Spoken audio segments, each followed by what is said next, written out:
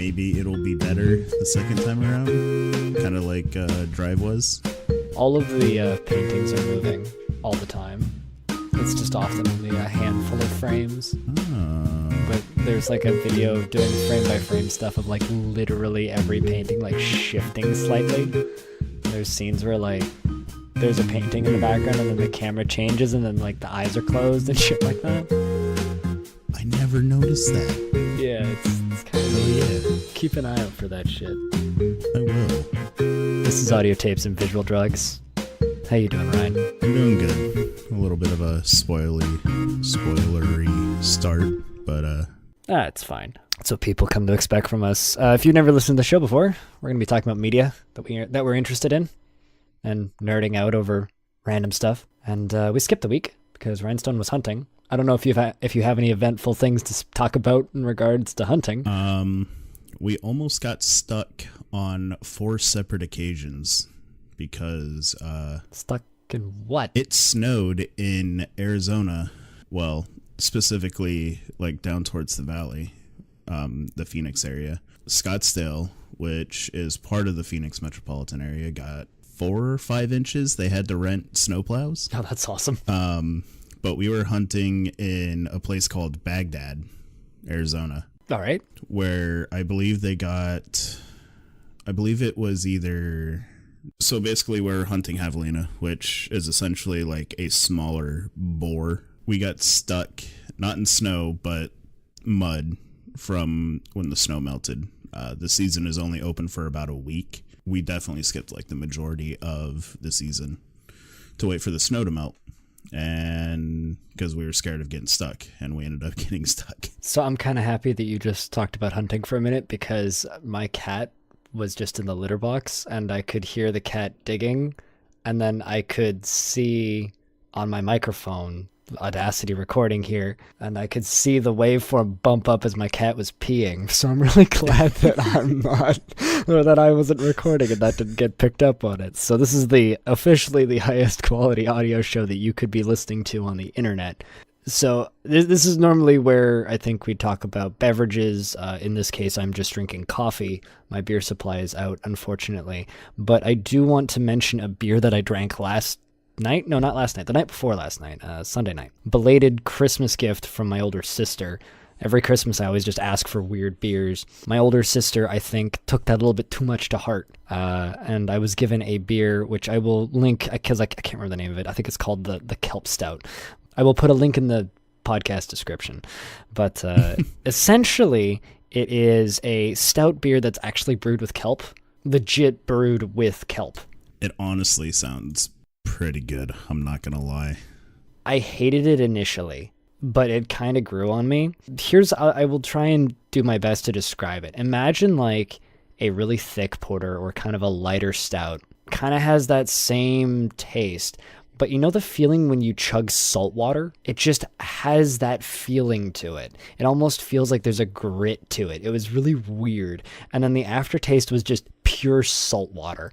A very good way to simulate it would be drink Guinness while eating sushi seaweed. So just like put sushi seaweed in your mouth and then just take a swig of Guinness is probably about the same effect. It was very strange. I don't know if I would drink it again. It was an experience. Yeah, definitely one of those beers that you see on a menu and just go like, I want to try that just to say I've had it before. Right after the Vancouver Twitch meetup on the weekend, we went to one of my favorite pubs, and there was a Deschutes Sour, which was a... Deschutes makes the sour? Apparently they do. Yeah, and it was made with... so it was like drinking a non-carbonated ginger beer that was sour. Oh. And the aftertaste was just a punch of ginger, and it was tasty. I'd have to look up the name of it, but... That sounds amazing, too. Fuck. That was actually really good. I'm still like undecided on the kelp beer. I think I need to drink it again, but... Not sure if you want to do that again. I think it's time to discuss a few damned things. So this was your pick. The Damned Things is a weird amalgamation of multiple bands. A supergroup, essentially. I really like the associated acts listing on Wikipedia. Fall Out Boy, Anthrax, Every Time I Die, Arma Angalis, Race Trader, and Alkaline Trio. Yeah, so the Damn Things is made up of Keith Buckley of Every Time I Die. I hope people know who Scott Ian is. For those of you that don't know, that is the guitarist for Anthrax. And he's done stuff with Steel Panther. Yep, Steel Panther as well. Joe Troman and Andy Hurley from Fall Out Boy. Dan Andriano from Alkaline Trio. The band first formed with Rob Caggiano, who is the guitarist for Volbeat, as well as past membership of Anthrax, I believe, too. Mm-hmm. Josh Newton, the first bassist for Every Time I Die, I believe. Basically, this is a band that first formed in 2009, wanting to play heavy metal. Yeah, and they achieved that. Yeah, they're all they were all really good friends before they formed the band. It wasn't just like some spark of the moment, like let's just make music together. Well, I mean, the music industry is inherently small. There's a point with, especially when you get into more niche genres like hard rock or heavy metal, everybody just kind of knows each other. It was just kind of out of left field for a lot of people, which is like why I was saying like it wasn't just like a flash in the pan. Because, I mean, Fall Out Boy teaming up with Anthrax and Every Time I Die. What? Not only is there like a genre mismatch, but there's even a generation gap. Anthrax and the other two bands. It's an interesting combination of people kind of getting together to put together what is a really interesting like short album and then a single that was recently released, which is why we're talking about them.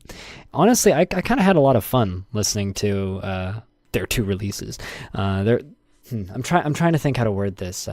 It was just a whole lot of fun kind of just sitting down and listening to their two releases and kind of knowing all of the members of these bands and just realizing that, oh, you know, they're just here because they just wanted to create this kind of music, and it hits well, and it's an interesting listen. Yeah, no, it's really cool, especially Rob and Josh aren't in the band anymore, but they picked up Dan Andriano, which is the one member, the three-piece Alkaline Trio. He is the co-lead vocalist and bassist for Alkaline Trio, and they're one of like my favorite bands, like top 5. Yeah, no, I've listened to quite a bit of Alkaline Trio over the years, on and off, and yeah, no, they're pretty great. Yeah, no, I grew up listening to them, like them and Every Time I Die, so like it is just a dream come true to see one of the bassists who inspired me to pick up a bass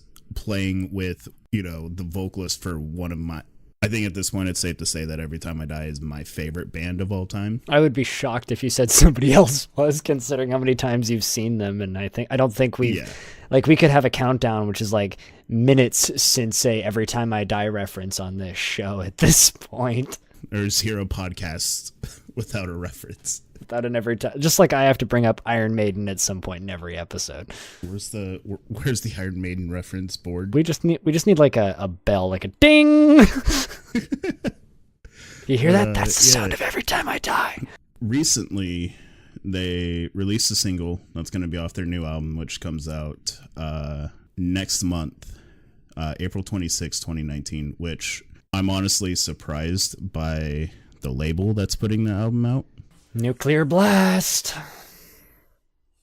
Yeah, one of the better metal labels out there. Yeah, they're like my favorite supergroup. Let's talking about favorite groups. It's no secret on this show I'm a big In Flames fan. Considering in the last episode we just sat there and talked about In Flames. Well, that album's out now. The Mask. It's out. We've listened to it. In my case, I've listened to it a good number of times. I don't know about you. It's 50 minutes and 47. Quick playthrough. Okay, so you've got like an impressions then. It's 50 minutes and 47 seconds and 12 tracks. What do we think? Do you think In Flames is back? I think they are back. This album has a real strong showing of mixing the old and new, because it's not inherently their old stuff, but it's also it's still new. And I kind of like that, because I didn't hate their new stuff. It just wasn't that great. because it was always missing something, and I think they finally found what it was missing, and I think it was just a little bit of their older stuff. First thing I need to mention is that the album cover for this, for whatever reason, reminds me of Bloodborne. I just wanted to put that out there. I haven't even seen that album cover. Just take a peek at it while I talk. Yeah, kind of. Kind of. Yeah. I think that this is a very well-balanced album. I think it starts strong with Voices and I the Mask. I the Mask is a very traditional In Flames track. Voices is a little bit on the lighter side, but still a powerful track in its own right. Call My Name, again, lightens off a little bit with the more modern kind of... they describe themselves as groove metal now, which I think is interesting. Much lighter, almost like melodic metal, or alt metal, or whatever you want to refer to it as, kind of track. And then I Am Above is like maybe the best track that I think that they've put out in like since A Sense of Purpose, in my honest opinion. A Sense of Purpose being my favorite album that they've ever done. I think that Anders just blasts those vocals perfectly, and I love that track. Follow Me, I think, falls off a little bit for me, and then what I would say is the weakest track on the album being track 6, This Is Our House. I still don't like that track. We mentioned it. We mentioned it last time, or on the last episode, actually, because it was one of the released singles from the album. And I think that track is just weak sauce at best. That was the track that made us a little bit like, I hope the album isn't like this. But I think like past track 6, we will remember. And then the track 8, which is In This Life, track 9, Burn, track 10, Deep Inside, and then All the Pain, followed by like it ends off with a ballad, which is Stay With Me. I think all in all, it's a very, very, very solid album, with the exception of This Is Our House. Yeah. Everything else here is just kind of through and through In Flames. It's a, as you said earlier, it's a fantastic mix of their old stuff and then kind of a nice balance with their more groove metal new stuff. And I'm very happy that they kind of took some of the lessons from Battles, which was their last album, and brought in what I think a lot of the more hardcore fans want. After listening to this album, and now that we've talked about it, I'm almost tempted to go look up reviews and see what other fans think, because I'm like I said before, one of those people who I just kind of like everything that they do, right? So I'm maybe not the best person to be like reviewing this album per se, if that's what we're doing, or even talking about it, because I like everything that they do for different reasons. But yeah, well, as someone who's not like as super into In Flames, I can agree with everything you said. This Is Our House being the weakest track on this album. Yeah, I mean, I disagree with everything. Like, I think if there are any negative reviews, it's going to be the super, super hardcore fans that just want old In Flames. They don't want any of the new stuff. But those old fans have I the Mask, okay? They have I Am Above. They have Follow Me, Burn, and Deep Inside. Like, there you go. Or even We Will Remember, which is a little bit lighter, but like... They still have something on the album to latch onto. Yeah, no, totally. And I think that's what a lot of bands that have had like these followings for, well over a decade, should do if they're trying to like they should start walking towards their new sound. Yeah. Ease their old fans into the new sound, and they might accept it a little bit better. Yeah. Because like every time I see a band that comes out with just like a new sound, it's just like hitting a brick wall going 50 miles an hour. Battles was definitely a departure, and so was the album that they did previously. they went in a much lighter direction, but I'm really happy with where they're going now, and it makes me so excited because in just a couple days here on the 15th, so the day after actually this episode is released to the public, not on Patreon, but to the public, on the 15th, I get to go see In Flames. They're on tour currently with Within Temptation, which I'll talk about in a second. And there's an opening band, which I actually have never heard of, called Smash Into Pieces. I don't know. So I think that's going to be a fucking stellar show. I'm just happy that In Flames is the special guest and not the headliner, so that I can maybe leave early when Within Temptation starts, because I'm mostly there to see In Flames, I'll be honest. For those of you are you familiar at all with Within Temptation? I think I've heard you talk about them a few times. Okay, so Within Temptation was a band that I was very heavily into when I was like 13. One of those bands? Yeah. They're... So kind of like me and Fall Out Boy. You're into Fall Out Boy? Yes, I was at one point. Were you into Silverstein ever? Yes, I was very heavily into Silverstein. I was also very heavily into Aiden, Yellow Card. I still like Yellow Card. I mean, that violin was Yellow just Card is just top-notch. good. Yellow Card is quality music. It is. I've seen them live twice. Both times on Warped Tour.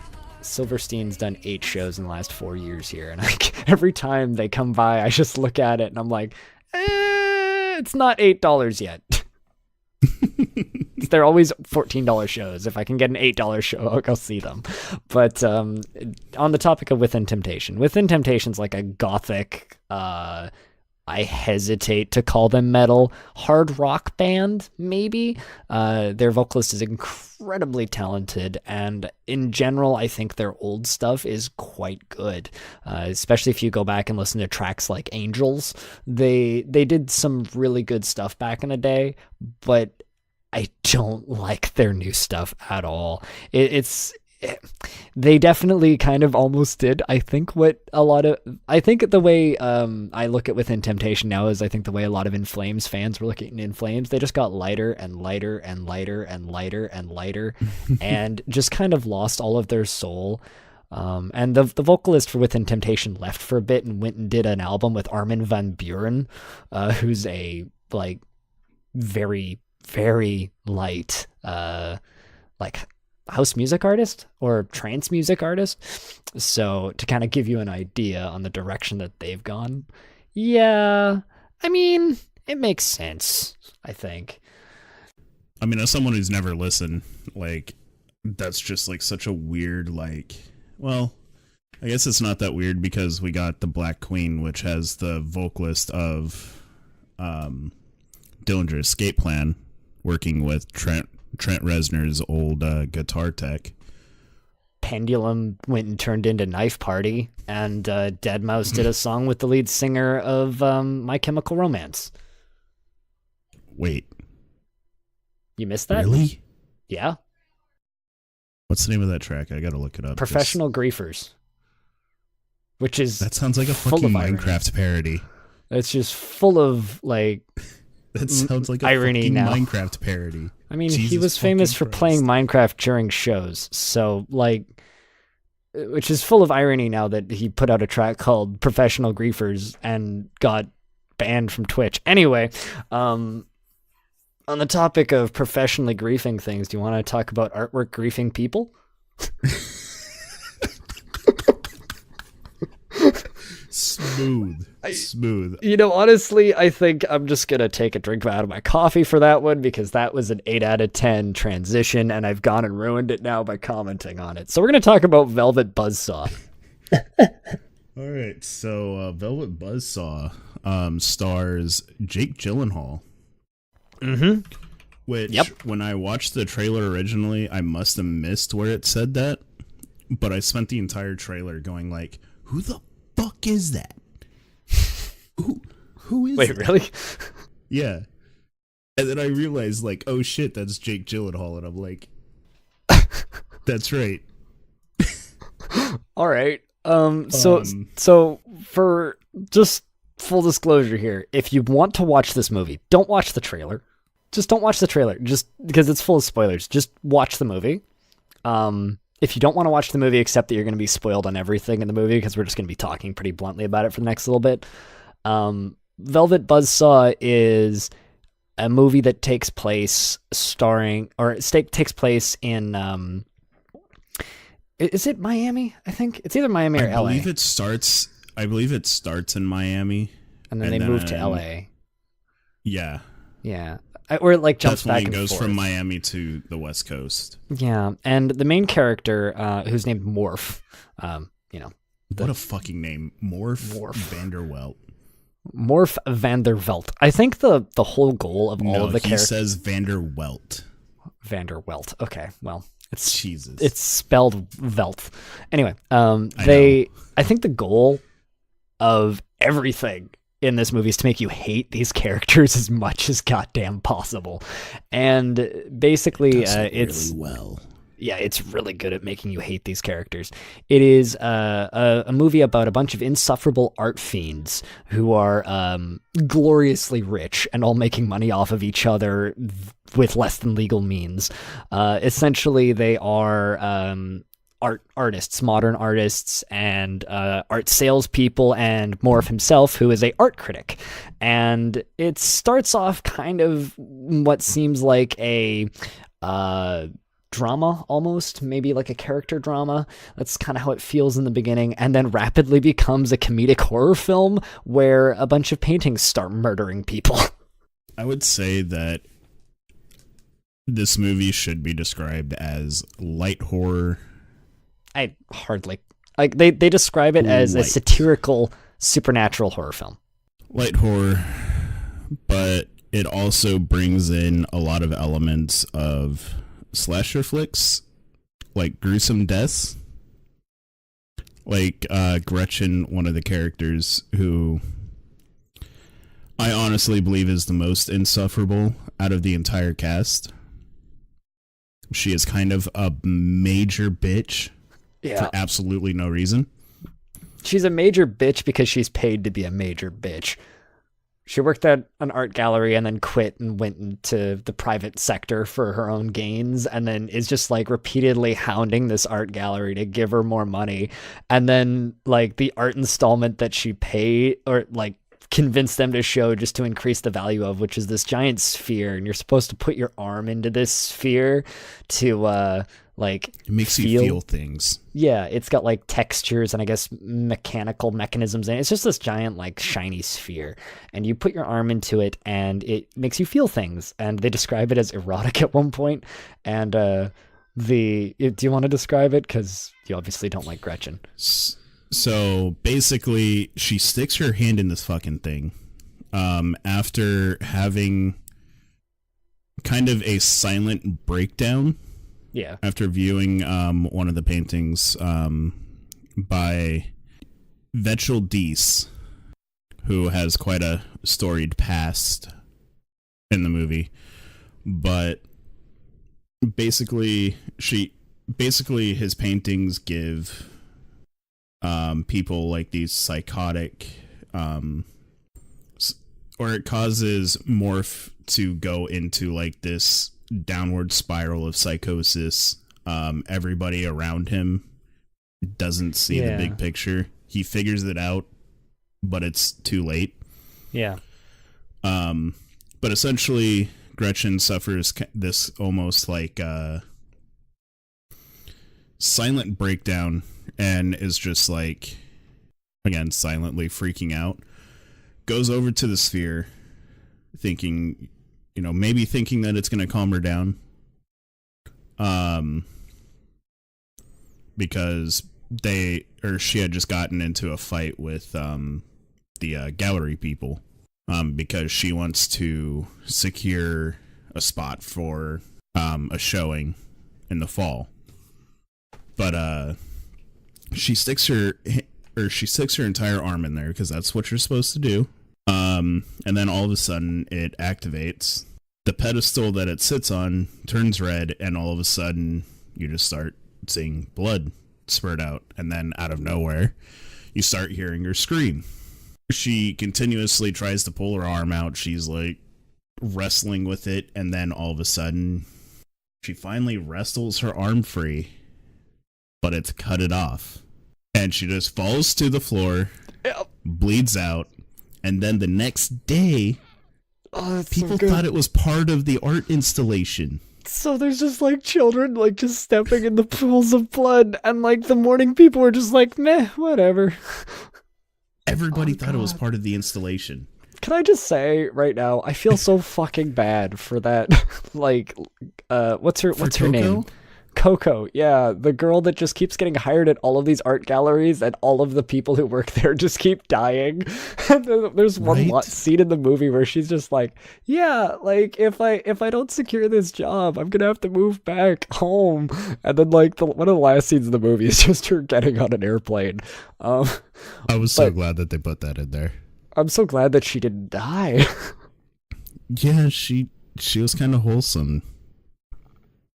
Slightly wholesome, I'll say. Right? Here's kind of the whole plot of the movie, right? It's one of the characters, who I can't remember the name of off the top of my head, discovers a dead body just outside of her apartment. Josephina discovers a corpse just outside of her apartment. She's also insufferable for other reasons, but the man who passed away was an artist named Vegel Dees, and he painted all of these broken, disturbed, like kind of fucked up looking paintings.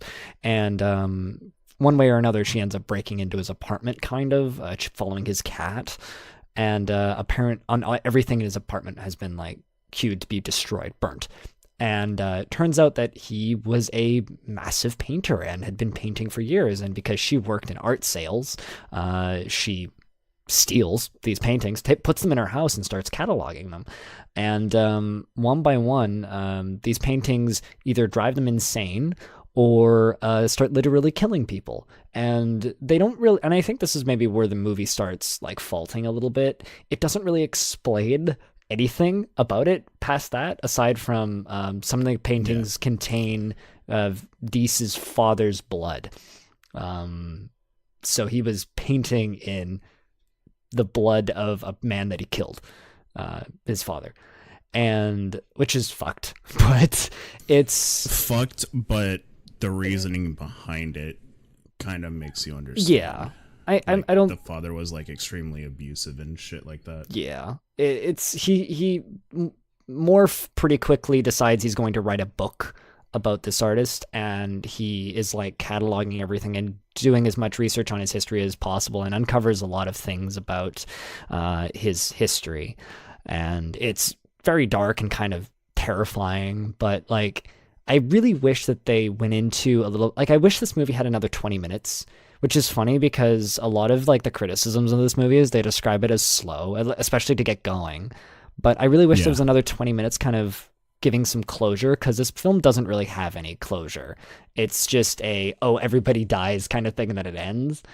I love the premise of this movie, but I don't think that it like if they actually went into delivers. details on Dees. Yeah. Like, I wanted to see the darker side of the movie. Darker than it already was, because when you look at it, or when you actually take time to sort of investigate each character, you know that they're all wrestling with their own demons. Because Morph, one of the reasons he's insufferable is he's very narcissistic, believes he is the most intelligent, the most he pretty much believes his word is God's word in the art world, which to be fair, to an extent is kind of true. I mean, he's to be basically fair, it's true, making or breaking artists. And they keep stating that throughout the movie. It's like there's scenes where a character will come out of nowhere up to him, and they'll just be like, yo, you ruined me. Like, your review destroyed my career, and all my art's just like sitting here. He's like, I can't help you. Yeah, pretty much. Like that. And then Josephina. The reason she's insufferable is because she was quick to succumb to greed. Mm-hmm. Oh, they all are. I think this is in many ways a movie about consumerism and greed, because the reason the paintings are killing them is because they are profiting from them. Which is funny at the end, because there's a scene where there's one of the paintings and some homeless dude is selling it to a couple teens, and it's like, oh no! But well, it makes you wonder, is it because the rich were profiting off of them, or I think do you think the spirit will be mad that a homeless man is going to be able to eat because he sold the painting?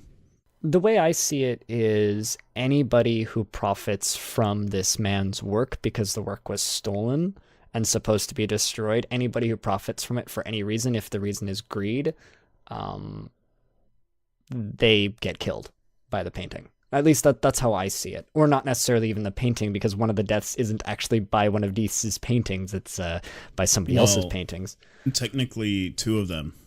Two of them, yeah. Also the sphere, yeah. right? Yeah. Well, the sphere... Well, that would actually make three then. There was the sphere, the hanging... Yeah, the hanging was not his art. Yeah, that last death... which is, so apparently, like, the chick was in, like, a punk band back in 1983 called Velvet Buzzsaw, and she has a tattoo on the back of her head that says Velvet Buzzsaw with a saw. Yes, and there's several scenes in the movie where it just, like, zooms in on the tattoo. So you almost know it's coming. You're like, oh, something's going to happen with that tattoo. And it's just great. It's kind of funny because, like, after learning that Morph and Josephina have succumbed to Deese's paintings, well, that would be 4 because the robot thing that killed Morph. Oh, yeah, the robot thing. Right. I forgot about the robot thing.